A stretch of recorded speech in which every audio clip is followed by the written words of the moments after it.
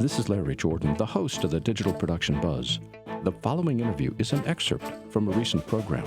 To hear the entire program, visit digitalproductionbuzz.com. Sue Lawson is a Chicago-based editor specializing in narratives, documentaries, indie features, and trailers. Her clients include international recording artists, Fortune 500 corporations, and of course, lots and lots of independent filmmakers. Hello, Sue. Welcome back. Hi, Larry. How are you? Oh, hi, Sue. Mike and I have been looking forward to this. Michael's there too. I'm here. Just my heart. I know. It's so great to talk to you and see you. You too. You know, I was just thinking, Sue, you've been a long-time member of the Chicago Creative Pro User Group. What's the film and media community like around Chicago? It's actually getting a lot stronger these days. We were a flyover zone for a while, but it's coming back, which is great. Well, now you have, like, what, 3 primetime series that are filming in Chicago?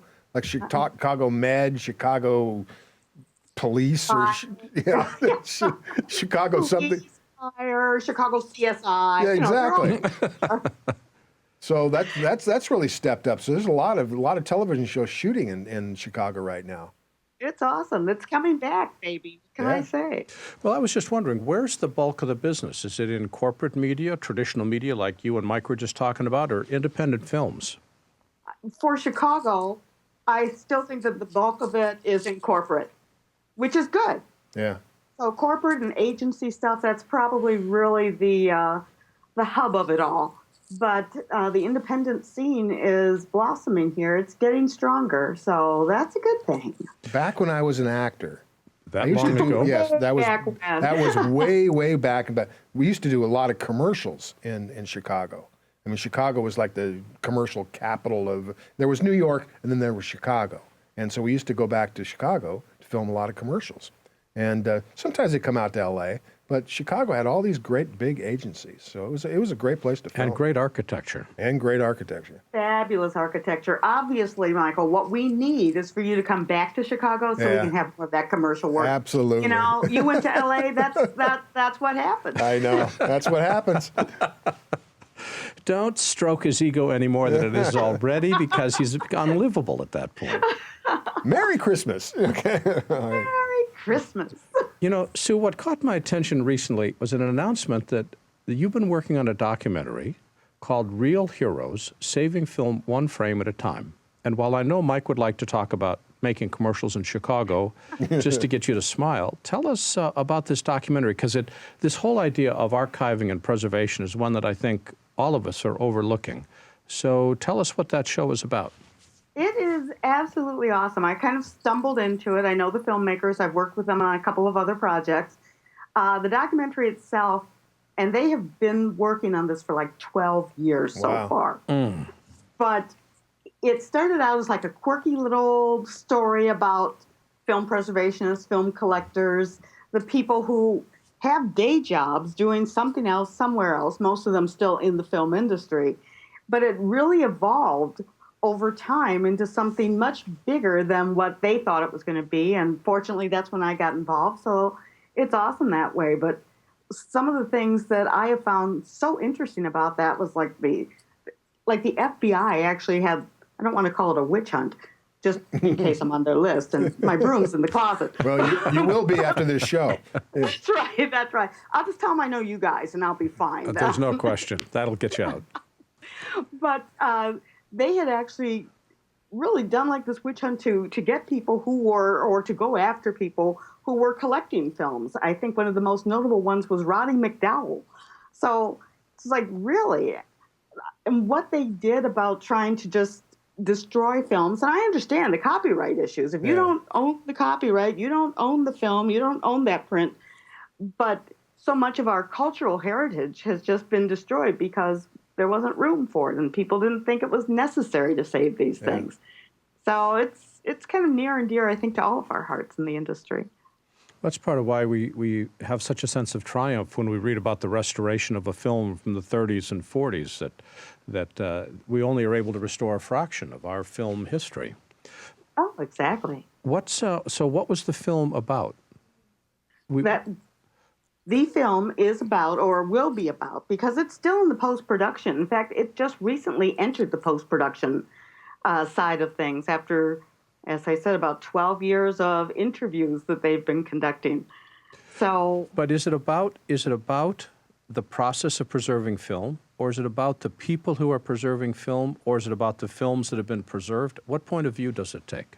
it is about the people who are preserving the films, and it is not so much about the process of preserving them, but the process that these people are going through to find just those missing frames, to go ahead and restore the films. I think one of the most notable people was Kevin Brownlow, who actually got a Special Academy Award for restoration, I want to say it was of Napoleon, which came out in way before my time. It was early 1900s, yeah. Yeah, I think, yes, I believe so. So it is about the people and their quest to go ahead and preserve films, and about some of the films themselves. There's a lot of films that are in the public domain, if you can find them now, and a lot of these collectors are nice enough to share the films, and some of the films, at least clips of the films, are going to be in this project as well. So, how do people determine which films to preserve? I think that's a really good question. I don't know if there's a great answer to that, because in a perfect world, they would all be preserved. Yeah. And you know what the great thing is, at least in 2015 versus, say, 2000, to preserve films now, with all the technical equipment we have right now, it's a hell of a lot cheaper than it was just 15 years ago. So we can take a lot of these films that were sort of, should we preserve it or should we not preserve it? And it's really not going to cost us that much. It's going to cost us that much in time is what it's going to cost us. Yeah. Exactly. And to be able to preserve them in their original state, in the film state, not just in the that's where you need the digital people. That's where the people come in. And that's where the people and the money comes in as well, because that is a costlier process. But obviously these little, the people who are profiled in this piece, and some of them are pretty notable. I mean, as I said, Kevin Brownlow, Joe Dante, Leonard Maltin. I mean, there are a number of named people in this, and people who are just really known within the film collector and film preservation world as well.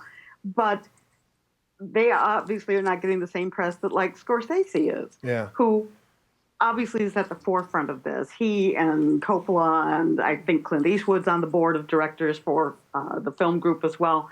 It's amazing, and I think people understand this is something that we almost have to do, because we lose it otherwise. And film is hard to preserve, and it's hard to keep. It's a very volatile medium. You know, just being exposed to air is going to go ahead and poof, it's gone. Of the interviews that you've heard, because you were involved both as an associate producer and will be working with the editorial crew, of the interviews that you've heard, which one stands out the most to you and why? I actually can't choose. It depends on, I was going to say it depends on the day, but I think so many of them are truly phenomenal. I think one of the things that caught me first were the interviews where they delved into the FBI kind of going on this hunt for people, and how paranoid people were about this. A couple of people who were in the film actually have asked not to be in it now, because they are still concerned about repercussions from the government. Wow. And it's like, really, after all these years, you're still concerned about that. So it's an interesting journey that we're taking. What method of preservation are your guerrilla preservationists using? How are they keeping the film safe? They're actually going ahead and they're restoring film itself, and they're having more film prints made. This particular project, although it was shot on digital, and even tape. I mean, if you think 12 years ago, began its world in tape. But they are looking at doing film outs on this as well, because they are true preservationists, and they truly believe in the beauty and the pristine quality of film, even when it's all scratchy and but there's something magical. Just don't run it through a projector. just keep it in the can. Never show it. Just never show it. Yeah, it'll be close here. Exactly. Now, you're going to be the supervising editor on this, and they've been shooting for 12 years. You must have a plethora of, I work in that word as often as I can, a plethora Let me of, look that up, of Larry. formats. What's your workflow? How are you getting all this stuff organized, and how are you going to edit it? Well, first of all, as you said, organization is the key. They have a ton of stuff, and they're not done. They still have a few more interviews that they would like to go ahead and get. But it's the basic format of determining what it is you have, what the different formats are. I categorize all of those, and then we decide what I actually want to do is let's get the cut made first, and then we'll go ahead and worry about transcoding things as opposed to transcoding 12 years worth of material. Let's kind of work a little differently with that. Storage to me is probably the biggest thing that we have to worry about at this time because there's so much. And I like having things neat and tidy and organized. But between archival footage itself, between all of the interviews that they've done, all the B-roll, of course, that goes along with everything, it's a lot. So how are you organizing it? Are you using a digital asset manager or pads of paper or what? I like to use, the old rock and chisel type of thing, from the Flintstones era. I thought that would work really well, and it's pretty indestructible as long as I don't drop it. Yeah, I'm big on doing digital asset management, backing things up again and again and again. And as far as keeping track of everything that we have, I'm still, I don't want to say a paper and pencil type of gal, but I still like things like, spreadsheets for those things. I like keeping track of things that way. And when I'm working with other people, I think that that's really a good way of doing things at this point. So although I keep trying to pin you down and you keep tap dancing around the issue, have you decided so are you going to use a digital asset manager? And if so, which one? Use FileMaker Pro. That's what you would love. You think that would be the one that I should go with, Michael? Absolutely. That's what Walter Murch goes with. So you might as well go with it too. Might as well then. I really thought I could find something better than what he was You and Walter using. like this. We all know that. Come on. We're like this. We're like this. So you're not going to answer the question. I'm not answering that yet. Yeah. Have you started editorial yet? What was that? Have you started editing yet? They have started as far as getting the trailers done for additional financial resourcing, for their Indiegogo campaigns.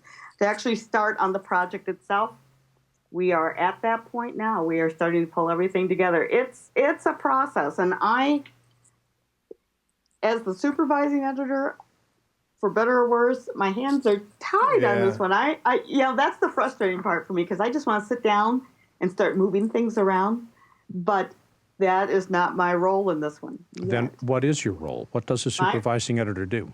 My role on this particular project as the supervising editor is to keep them on track, keep them on budget, make sure that they're moving in the right direction, offer creative advice as well as to what's working, what's not working, how the story should be flowing.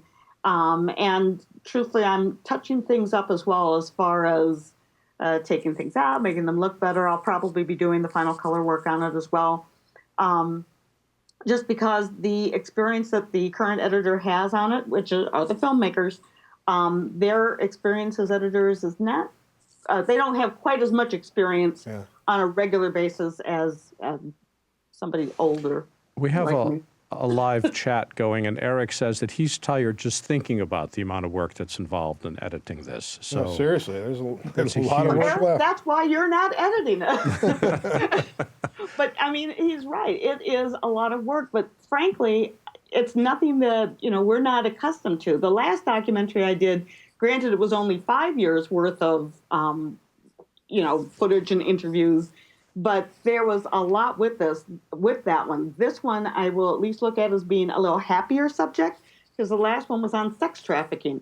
So that was a really tough one to do, and I'm the one who edited that one. That was a tough one to do. This one at least is happy. We're looking at movies. Yeah.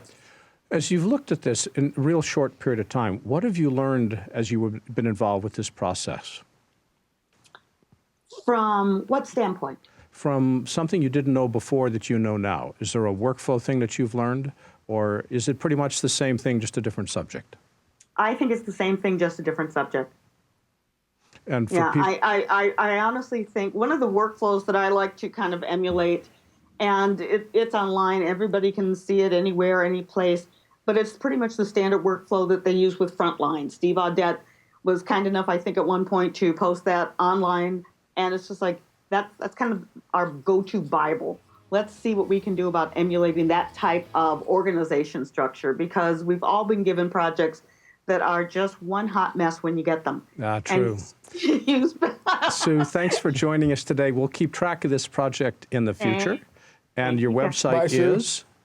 Thanks, guys. My website is Chicago Edit, one word, CHICAGO, like the town that Michael needs to come back to. I know. Edit, like whatido.com. And the website for the movie is Real Heroes, REEL, realheroes.com, or realheroesfilm.com. Thank you, Sue. The website's realheroes.com and chicagoedit.com, and Sue Lawson is involved with both. You take care. Bye-bye. Bye, Sue. If you'd like to see more videos like this one, please subscribe to our YouTube channel. To stay connected and receive updates from The Buzz, sign up for our free weekly newsletter now. Or you can learn more about us on our website.